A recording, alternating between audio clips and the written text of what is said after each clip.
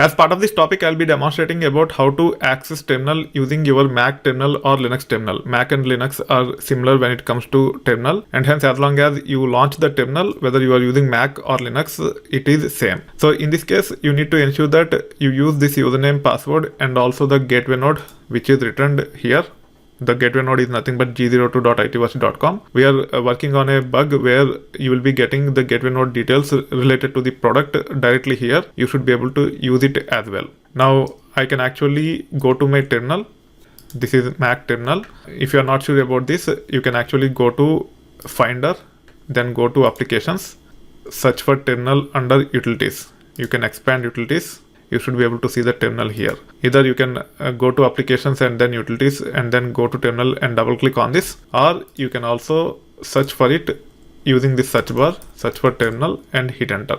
It will launch terminal like this. In my case, I'm using something called as iTerm with OMIZSH. The interface is a little bit different, but the functionality is almost same. So either you can use the basic terminal that comes as part of Mac, or you can use iTerm, or if you are using Linux based desktop, you should be able to use Linux based terminal as well. And then you should be able to say SSH, then the username. To get the username details, let me first quit from this Mac terminal, then go to the browser, click on this to copy, paste it here, then say yet, then go back to this, and my gateway node is nothing but g02.itverse.com. In our case, it can be either g02.itverse.com or it can be g01.itverse.com at this time. In future, we might add more gateway nodes. In that case, whatever gateway node that reflects here, you have to pick it up. So make sure you pick it up and then type here,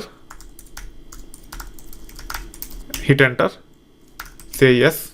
It have prompted us for the password. All you need to do is go to the browser, go to your labs page, click on the password here, and then paste it here.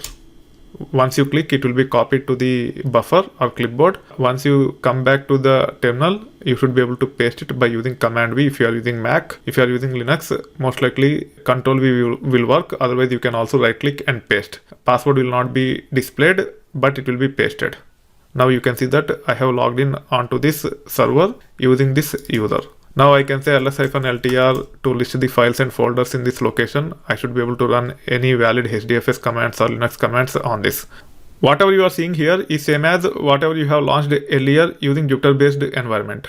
Using Jupyter, we can launch the terminal and you will be seeing this interface. This interface and this interface are one and same. Only difference is the way you are getting into the terminal. Here we have used Mac terminal to run SSH command to get into the terminal on the host, which is nothing but g02.itverse.com. In this case, I just use a new terminal and it have launched the terminal for me. As I'm already logged into that server, the terminal is associated with that server. Now, if you want to use your Mac or Linux based terminal to connect to the gateway node repeatedly, one way you can streamline the process is by setting up passwordless login. Let me demonstrate about passwordless login as part of the next topic.